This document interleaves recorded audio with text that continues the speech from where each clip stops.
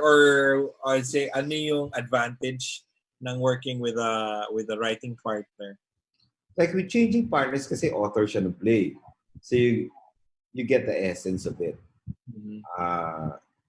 Dahil iba yung play, you have to translate it to script writing, which is very visual and were you able to see the play before ano? Yeah, I saw the play. Pag nato kasi ng play, naranasan ko siya. May December affair. Mm-hmm. So, okay. Para akong after watching the play, actually sinabi ko para akong nanalamin. Mm-hmm. It's like a mirror of what I went through, which I only understood because of the play. How would you define a May December affair? Para bang is it necessarily because of an age gap lang ba? Yun lang ba ang ano? Para kasi the play wasn't just about May December. Pero siyempre, nakarelate ako sa May December part. Okay. Which I don't want to dwell on my personal life, you know. But yung kay ano naman, yung partnership mo with Jinky, how was it? Jinky, the single the movie was pareho kasi kaming writer, isa language namin. Sabay ba kayo nagsusulat or ikaw dito? Sabay. Okay. Ano next eksena? Sabay. Gumagawa kayo ng layout sa ano? No. Kasi ako I don't write with sequence treatment. Why not? I mean, for the viewers, it's a series of scenes you identify kung ano yung mga eksena. Kasi I want to write like I'm a viewer na ano kaya yung next scene? Ano yung susunod? So I enjoy it more. Ang feeling mo ba nagiging predictable? Kung nagiging predictable siya sa audience, malamang nagiging predictable din siya sa'yo or vice versa? I think it's more of the writing na pag nag-sequence treatment ka, masyadong logical. So, I started writing like a viewer. Ano kaya yung next scene? Like a viewer na, saan ako dadali na to? Okay. And as a viewer din, saan ako dadali na to? So, I think I'm one of the writers who doesn't believe in sequence treatment. Okay. So, ano yun? Ano ba tawag sa ibang language ata? Beat sheet yun. Beat sheet ba? Sa vinyl? So I can only enjoy writing as a viewer. Okay. So importante sa yung spontaneity ng pagsusulat.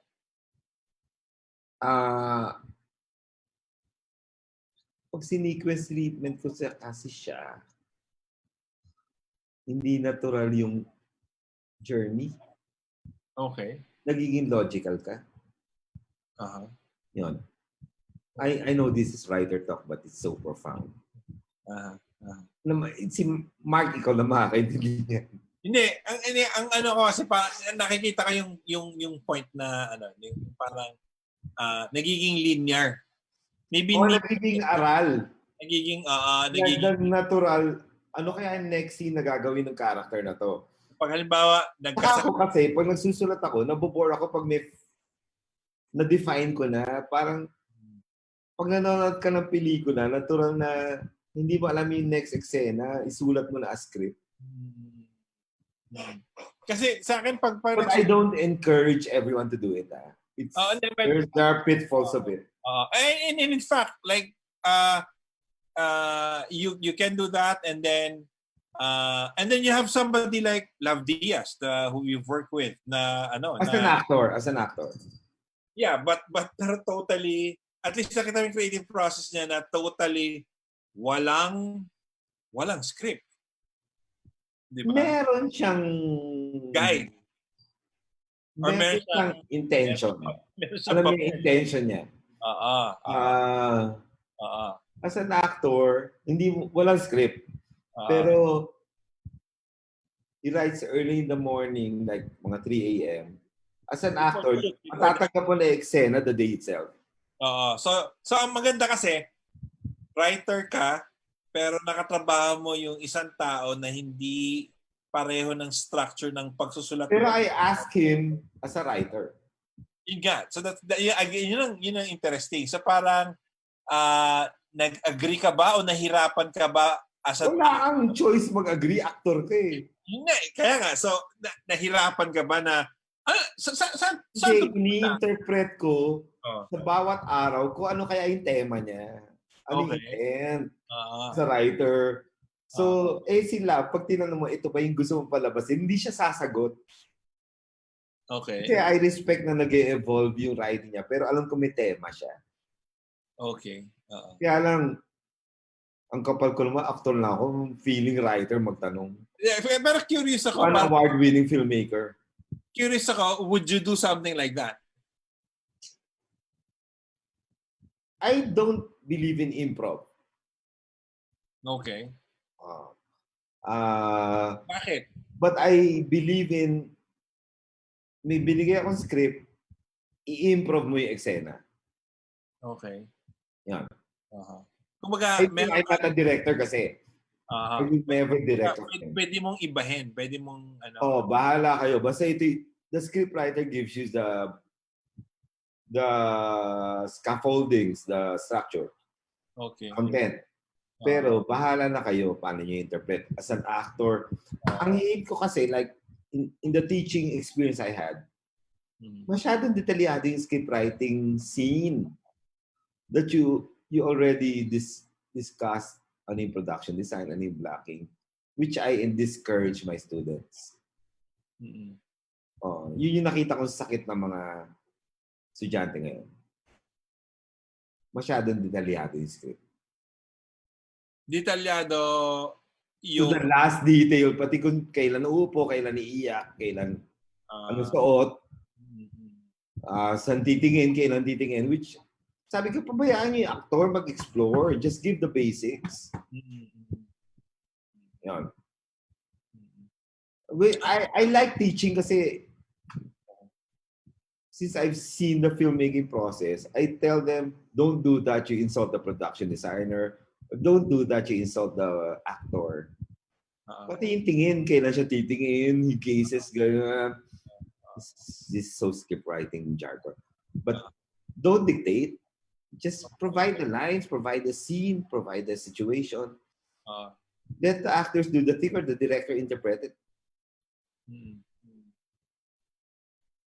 Gaano ka-importante yung clarity? Kasi sabi mo nga parang you don't want it to be detailed. Pero gaano ka-importante yung clarity sa mga magbabasa ng script kung ano yung intent ng writer? I write depende sa director. Kung makikita niya yung intent, I respect kasi the director, the production designer, the actor. Kasi umarte na rin ako. So, hindi naman dapat ako actor, di ba? But I believe in the freedom of every craft of the film. Nag-i-enjoy ka rin sa... The script should just be a guide. Okay.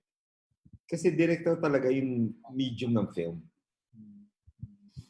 Bahala na siya kung ano production design. A team will work on it. Interpret nila yung script. Don't dictate. And I hate dictating the actor. Na may mga script na kailan siya magpo-pause, saan siya titingin. Minsan na yung blocking nasa script, which is not a screenplay's role. Of course, yeah. Even yung nakakairita yung pati camera. Oo, na nagdidirect ng camera. But kung director kasi nagsulat, I would understand. At saka notes niya na yun more than... Nai-imagine na niya eh. I'm not a director eh. Pero I advise my students, don't dictate. It's a collaborative film. May kanya-kanyang craft. May nagtanong. Minsan nga may naglalagay pa ng sound design sa script eh. Pero ito, okay ba sa iyo na isang aktor ay matanong kahit nasa script na? Kumbaga, sa akin, parang depende na parang kinikwento na... Mas wala akong problema sa actor. Mas may problema ako sa producer. Sa nag-invest. Okay. What do you mean? Maraming... Like, it's my first time to go to mainstream. No, I've done mainstream na hindi natuloy. May template siya eh. So, hindi ko problema ang actor ever. I feel the actor just... Alam din ng actor kasi pag commercial to, hindi. So, parang writer, susunod ka sa commercial formula. I would think, parang you are very lucky na na matatalino yung mga nagiging actors. No, I'm not. I've had a quarrel in a mainstream project na talagang I disagree. Hindi ko tinuloy. With the producer, with the actor? Hindi ko na matigas ang ulo. Kaya lang yung sometimes hindi naman yung content is the approach. Na-insulto ako. What do ang problema sa revising content kasi laking advertising ako, laking revisions ako eh. Pero pag in-approach mo ako na insulto mo ako na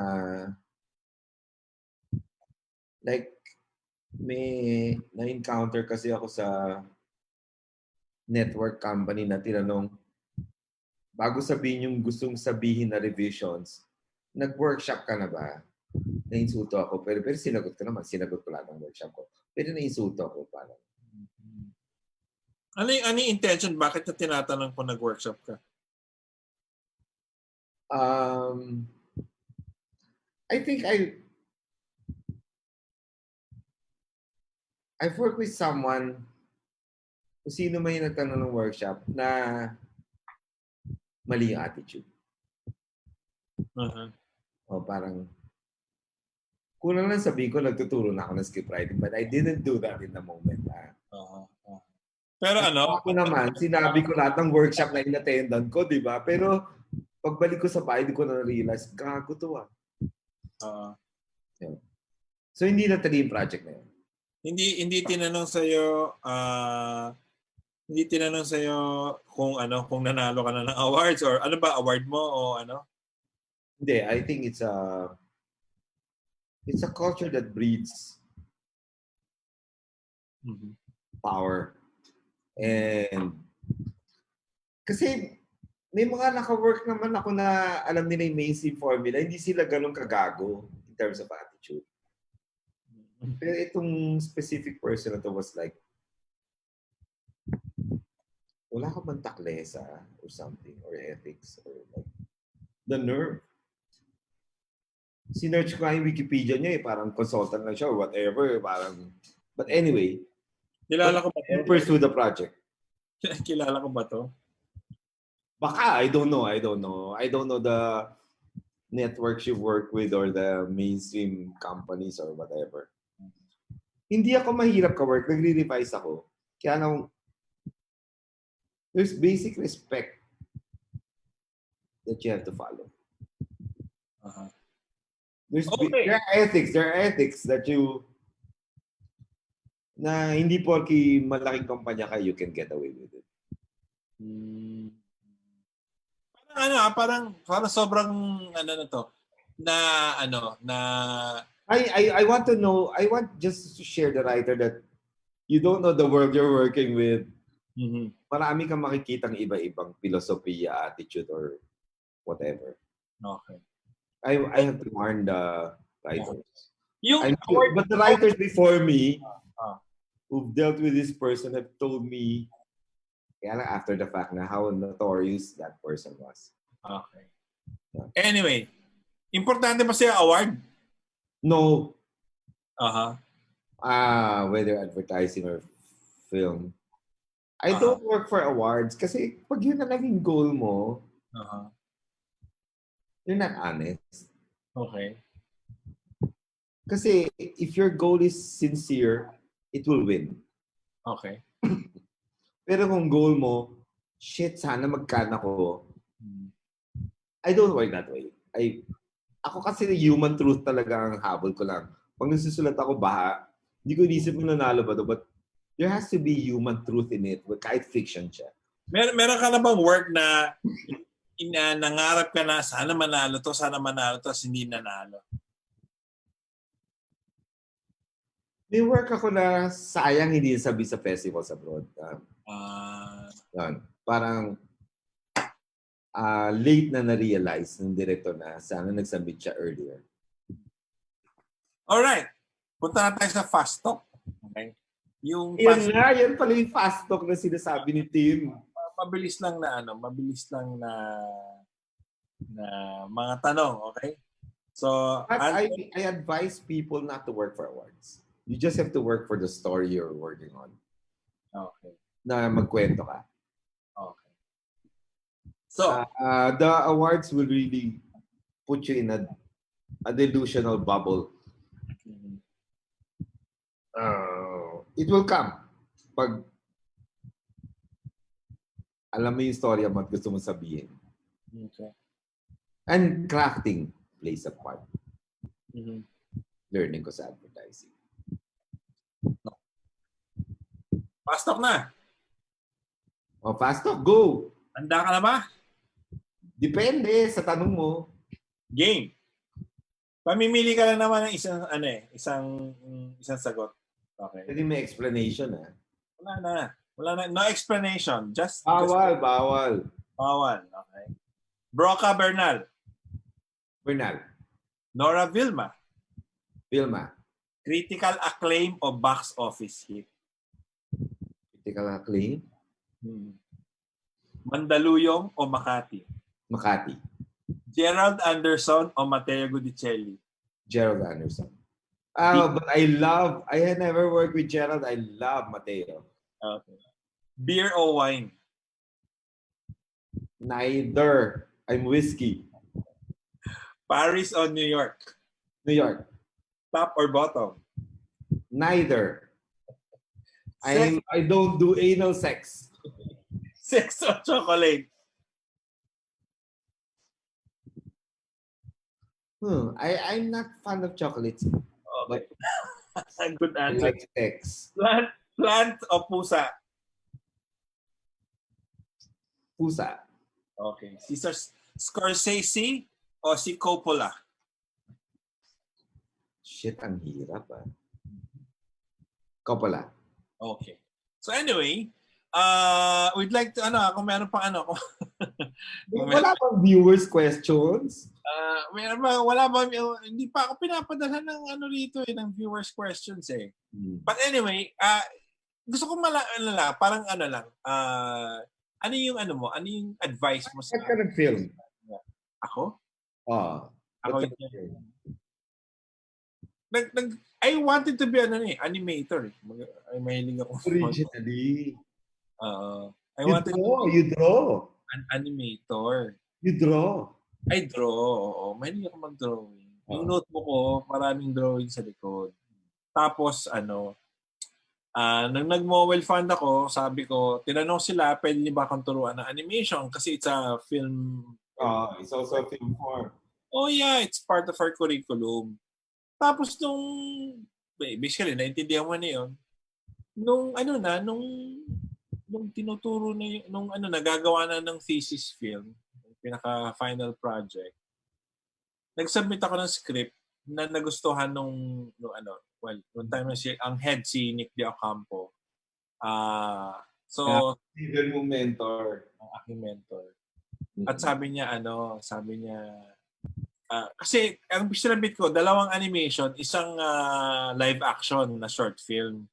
Sabi niya, bibigyan ka namin ng grant kung gagawin mo itong short film. So, so kung gagawin mo. So, when I started doing the short film, the film eventually became my ticket to get a scholarship sa Paris. Tapos, it won also an award sa Gawad Alternatibo. Wow. So, yun na yung parang ang sarap ang sarap nung feeling na and you know this, yung kwento na nasa utak mo 5 minutes ago, ginagawa na ng mga tao sa harap mo. Parang na ang French word for for a director or a filmmaker is realizator. Pero Mark, So, nire-realize niya yung nasa utak mo. dahil kaibigan mo ko, Hmm. you have a very distinct brand of humor. Can you make another humor film? Meron na. Andun na yung script. Ang problema naman, maraming script. Ang problema, walang, you have to find the right person to who. Masyadong Mark Mayley distinct yung humor mo. You have to do it. Kwento na ni Mark Mayley to, di na kay Lily Reyes. No, but sabi nung organizer, pwede tanungin yung moderator. As a friend, Ang sa akin, distinct brand of humor that could be Neil Simon or Woody Allen. Alam mo yung naalala ko yung You have a gift. Yeah, a beard during the quarantine. Yeah. Then naalala ko yung inspiration mo, nung kinikwento mo sa akin yung film na dapat gagawin nyo bago nag-quarantine. Which one? Shootin abroad. Tuloy pa naman yun. Ha? Tuloy pa siya. Tuloy pa naman. Parang naalala ko lang yung parang ano yung mga inspiration mo,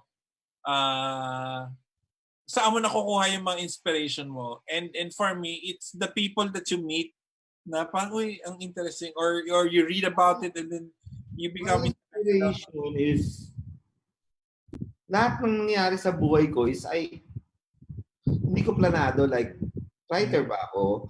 Or I always dwell into things that is unknown. Mm-hmm.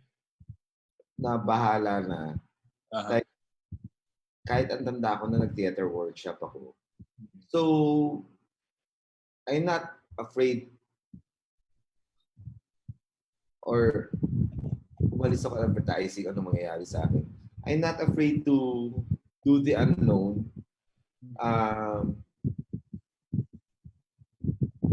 Hindi ko alam kung God willing to, pero I've always been led to paths that I never planned.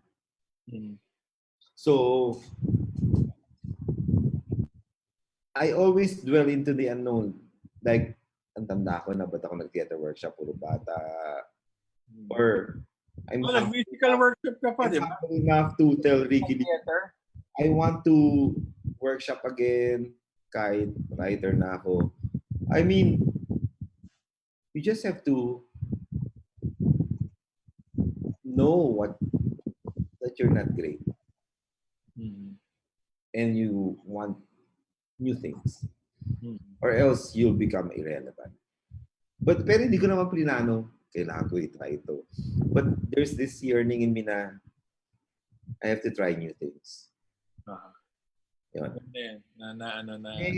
Tanong si Joseph sa chat box.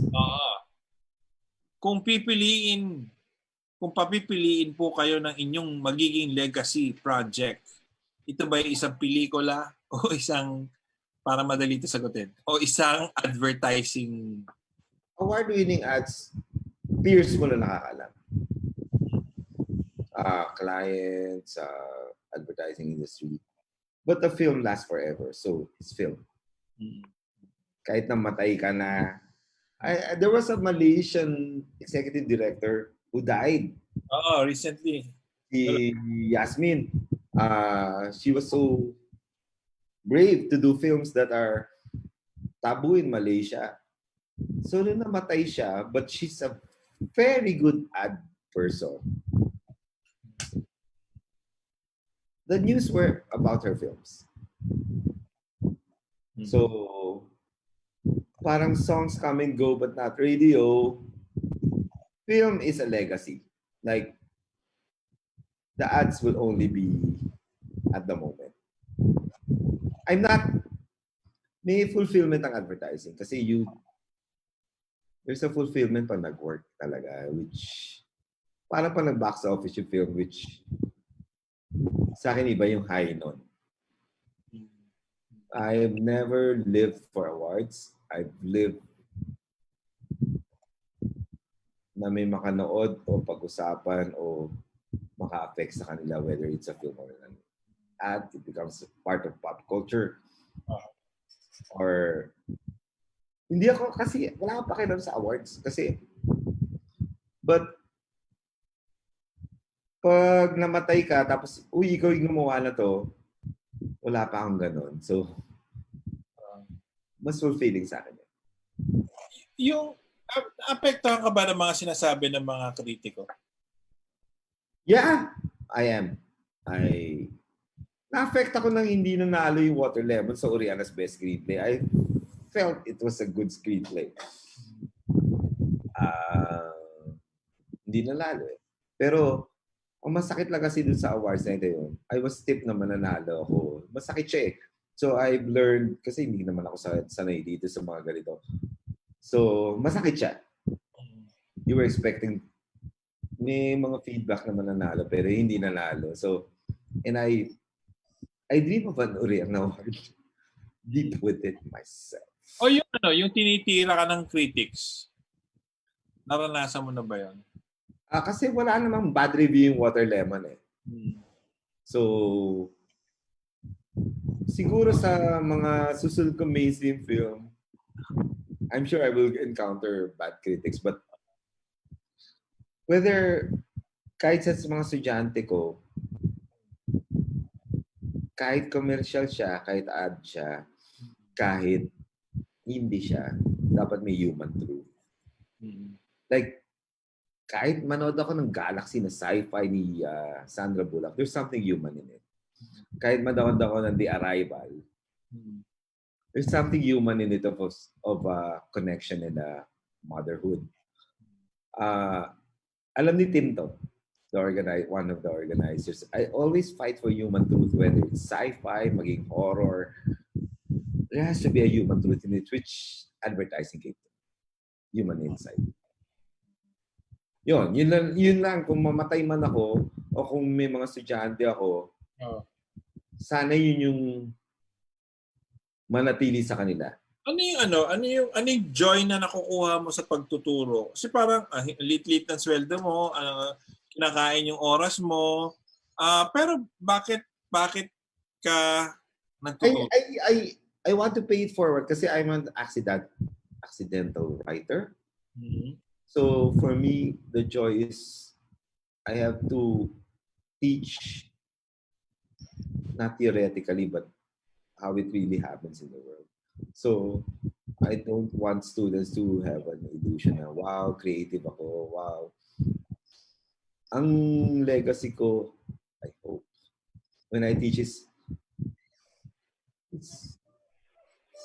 you've chosen a field na ang dami mong kalaban,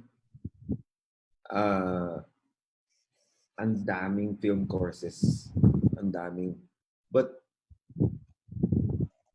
ang problema ko kasi sa mga film schools ngayon, lahat gusto maging direktor. Pero you have to know how you're gonna survive. Reality is, ang dami yung direktor.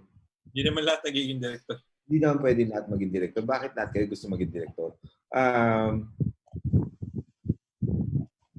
At hindi, may mga, like, I've encountered writing courses na mas director sila.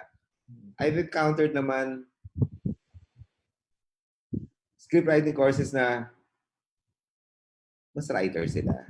So, when I conduct a script writing class, I always say not everyone is born to be a writer, but as a director, kung magiging director kayo, you have to know how to read the script and how to analyze it. Hindi lahat pinanganak para maging writer. Yun ang sa akin. Or maybe hindi destined to be a writer. Kasi nauso yung auteur eh. Yung auteur yun, the director is the writer. Pero the director is the author. Estudyante na hindi talaga gift magsulat. But kahit hindi maganda yung script nila, I can see a director in it. Pero sometimes you have to let go. Like I let go of directing. The director, the wannabe director should also learn hindi sila writer. Like ako, alam ko hindi ako director. Yeah. So, and I always believe that creativity is a gift. Hindi lahat creative. All right. Thank you very much. Lilith, final words. Final words is whether it's advertising or movie, we live in uncertain times. But the other thing is the quarantine make us more profound. I'm sure lahat naging woke. Bakit nangyari ito? Magtatanong ka sa sarili mo, ano tong plague na ito? Hindi lang sa Pilipinas, kundi sa buong mundo. Bakit tayo nabuhay sa ganito? Now, that leads you into becoming a more thoughtful. Parang 60s. Lahat ka paisip, bakit magaganda yung films at saka yung Beatles pinanganak? Bakit ganito yung mundo? This is the best time to tell your story. This is an unusual crisis. Imposibleng hindi ka maging... Ma-inspire. Hindi mag-inspire, magiging deeper. Like ako, inisip ko, nangyari ba itong pandemic na to because it's a karma? O parusa ba ito ng Diyos? Mapapaisip ka.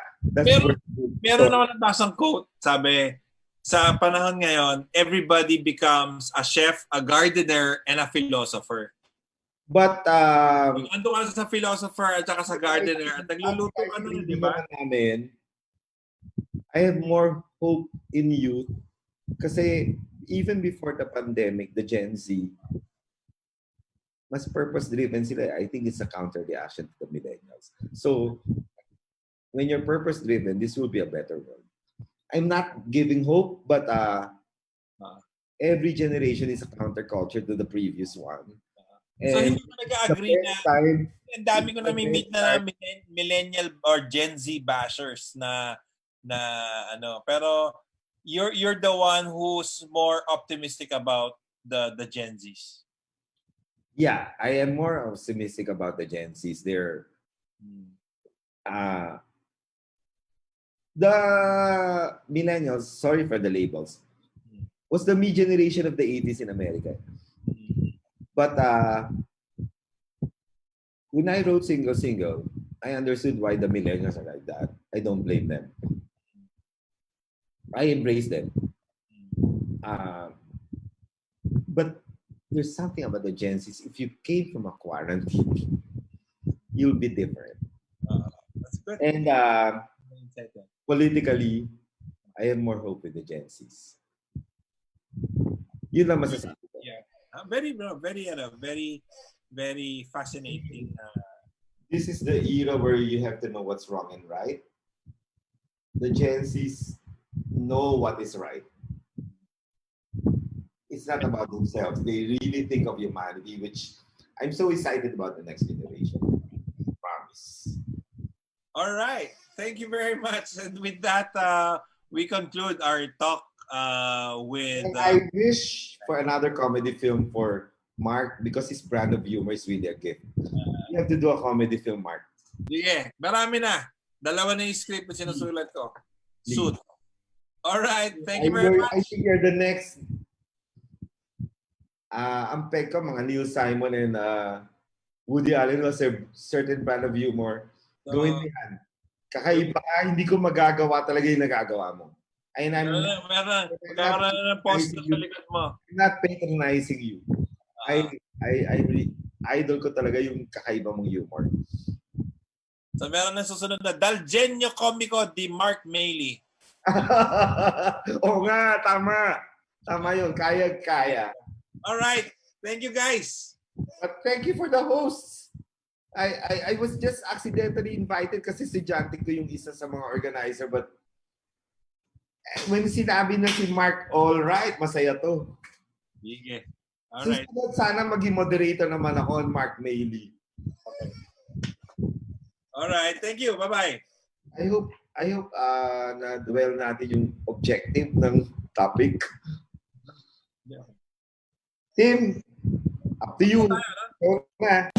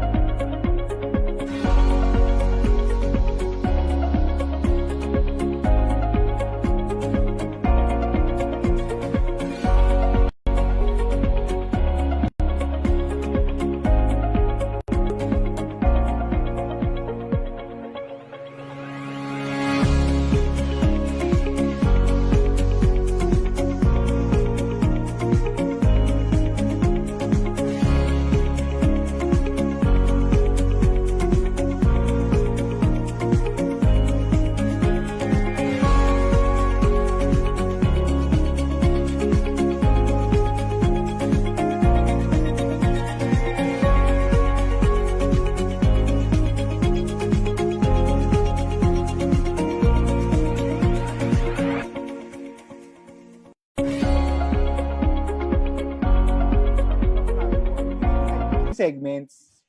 Oo nga. So, na-fulfill ko ba yung balak yung topic? Oo naman. Iniipon kasi namin to, tapos ibebenta natin. Ah, Baka gusto mong i-share yung pagbebenta mo na yan kanina kung ano na.